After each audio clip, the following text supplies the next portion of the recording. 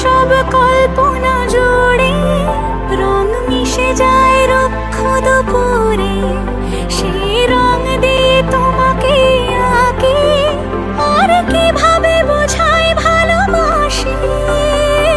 Hello বন্ধুরা, good morning. সবাই কেমন আছো? আশা করি সবাই খুব ভালো আছে, আর আমিও ভালো আছি। প্রিয়া লাইফস্টাইল নতুন একটি ব্লগে তোমাদের সবাইকে আবারও একবার ওয়েলকাম আমার নতুন একটি ব্লগে। তো আজকে তোমাদের সঙ্গে সকাল থেকেই ব্লগটা স্টার্ট করলাম। তো দেখো, একটু মাঠের দিকে গিয়েছিলাম। তো মাঠের পরিবেশটা এত সুন্দর যে তোমাদের সঙ্গে না শেয়ার করে থাকতেই পারলাম না। তারপর বাড়ি আসলাম, আর কালকে একটু ঝোড়ো হাওয়া হয়েছে আর একটু বৃষ্টি হয়েছে হালকা। তো আমাদের একটা সজনে গাছের ডাল ভেঙে পড়েছে। এটা সজনা না, নাজে না বোধ হয়। তো ওই গাছের ডাল একটা ভেঙে পড়েছে।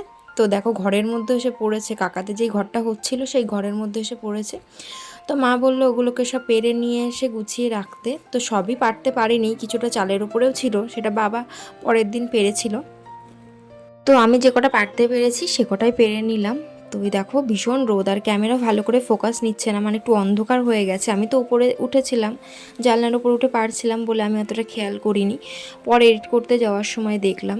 আর এই যে সব প্রায় মোটামুটি পারা হয়ে গেছে, আর কিছু আছে চালের উপরে, এগুলো এখন গুছিয়ে নেব। তো দেখো, সবগুলো গুছিয়ে নিলাম। তো গুছিয়ে এখন বাঁধবো, বেঁধে নিয়ে যাব। আর প্রচণ্ড গরম, তো রোদের মধ্যে সবগুলোই পারলাম। তো এই দেখো, এতগুলো হয়েছে, আর কিছু রয়েছে, তো সেগুলো বাবা পরে পেরেই নেবে। আর ওদিকে মায়ের রান্না বান্না কমপ্লিট, এখানে কচুর শাক হচ্ছে, তো সেটুকু তোমাদের একটু দেখিয়ে নিলাম। আর আমাদের কাঠেই রান্না হয়, আর রাত্রিবেলাটা গ্যাসে রান্না করে, আর সকালবেলাটা আমার কাঠেই রান্না করে। আর এখানে দেখো, খেতে বসে গিয়েছি। মিঠু এখানে খাচ্ছে, তো ও তো খাই না, একা একা যতটুকু খেতে পারে ততটুকু খাই, তারপরে আবার আমি ওকে খাইয়ে দিই।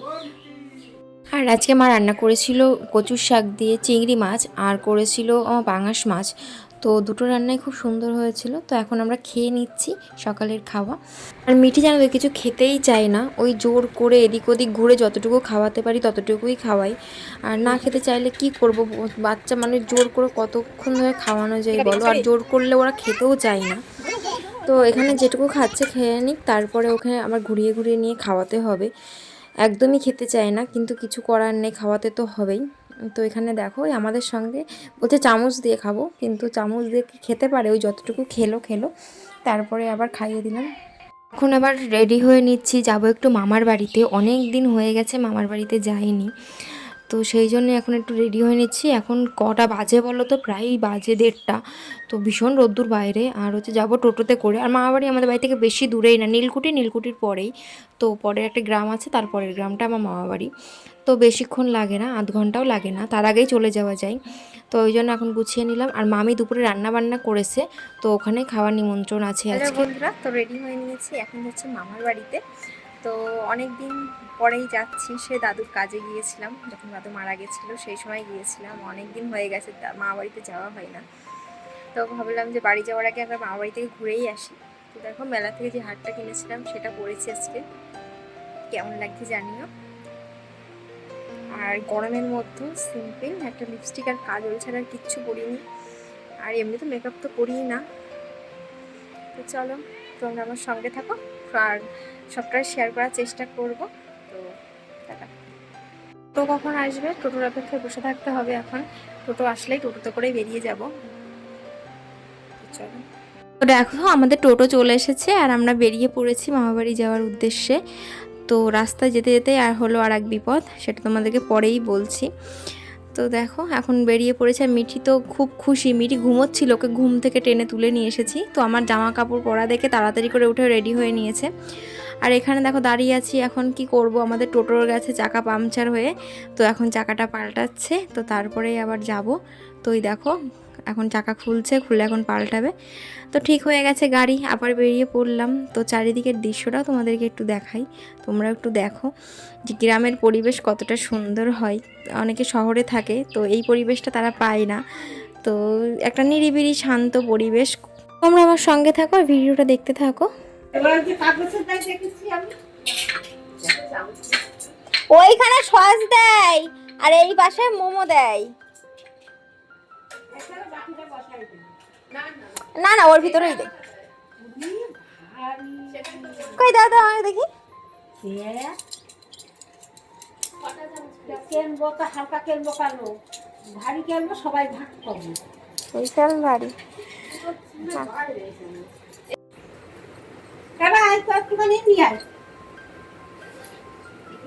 এখানে দেখো মা আর মামি খাচ্ছে, আর আমাদের খাওয়া হয়ে গেছে, আমার ভাইয়ের আর আমার মেয়ের খাওয়া হয়ে গেছে। তো আমি এখন এখানে বসে রয়েছি, ওরা গল্প করছে নানান ধরনের। আমার দাদুটা থাকলে কত খুশি হতো। আমরা এটাই আলোচনা করছিলাম, দাদু থাকলে কত খুশি হতো। সত্যিই তাই, দাদু আমাদেরকে দেখলে ভীষণ খুশি হয়। তো দাদু আমাদেরকে দেখতেও মাঝে মাঝে আসতো, যেহেতু বেশি দূরে না, আমার মা সবার ছোট, তো মাকে একটু বেশিই ভালোবাসে। তো এই জন্য তো দিদা এখানে রয়েছে, দিদা বড় মামার বাড়িতে ছিল, তো এখন এই মেজো মামার বাড়িতে এলো। আর আমার মেজো মামা যেহেতু বেঁচে নেই, মামি আর ভাই থাকে। মামা একটা অ্যাক্সিডেন্টে মারা যায়। তো এই ছিল, তাই জন্য দিদা এখানে আসে, আবার বড় মামা বাড়িতেও যাই, সবার বাড়িতেই ঘোরে। আর এখানে দেখো মামাদের উঠোনে গাছ ভর্তি আম হয়েছে। আর এইখানে আগে এই দালান বাড়িটা ছিল না, আর হচ্ছে ও আগে দুটো বাড়ি ছিল, মানে 3টে ঘর ছিল মোট। তো সব মাটির দেওয়াল দেওয়া ছিল আগে, মাটির দেওয়ালটা আমি দেখিনি, বন্যার পরে সব ভেঙে আবার মল্লিবাসের বেড়ার বাড়ি করেছিল। আর হচ্ছে মেঝেটা ছিল মাটির, মানে মাটির উঁচু করে ভিত করে তারপরে ঘর করে না, ওইরকম ছিল। তো ছোটোবেলায় মামাবাড়িতে প্রচুর থাকতাম, অনেক স্মৃতি আছে মামাবাড়ি ঘিরে। তো সব সময় প্রায় আসা যাওয়া হতো, আমাদের যেহেতু বাড়ির কাছে, আমি নিজেই চলে আসতাম সাইকেল নিয়ে। তো সেই মামাবাড়ি এখন আর নেই, দাদু বেঁচে নেই, মামা বেঁচে নেই, তো ওই জন্য আর এখন আর আসতে ইচ্ছে করে না, ভালোও লাগে না। তো দেখো মামিদের রয়েছে বলেই আসি, সেই একটা টান আছে মামাবাড়ি যাওয়ার। এখানে মামি সবাইকে ফুটি খেতে দিচ্ছে, তো আমি এখান থেকে নিয়েই নিলাম। আর ফ্রিজে তরমুজ ছিল, মামি বলল তরমুজটাকে কাটতে, তো আমি কেটে নিয়ে আসলাম। আর যেন কিউই ফল এনেছিল মামির একদম খেতে ভালো লাগেনি।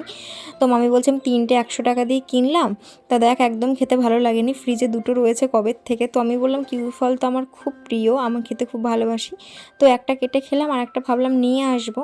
সে মামির সঙ্গে গল্প করতে করতে সে সব কিছু ভুলে রেখে চলে এসেছি। আর কি এখানে মিঠি দেখো তরমুজ খাচ্ছে, আর বলছে বীজগুলো সব ফেলে দাও। আর আমি ছোটোবেলা থেকেই মেজো মামির কাছে থাকতেই বেশি পছন্দ করি, আর মেজো মামিকে মনে হয় সব থেকে ভালোবাসি।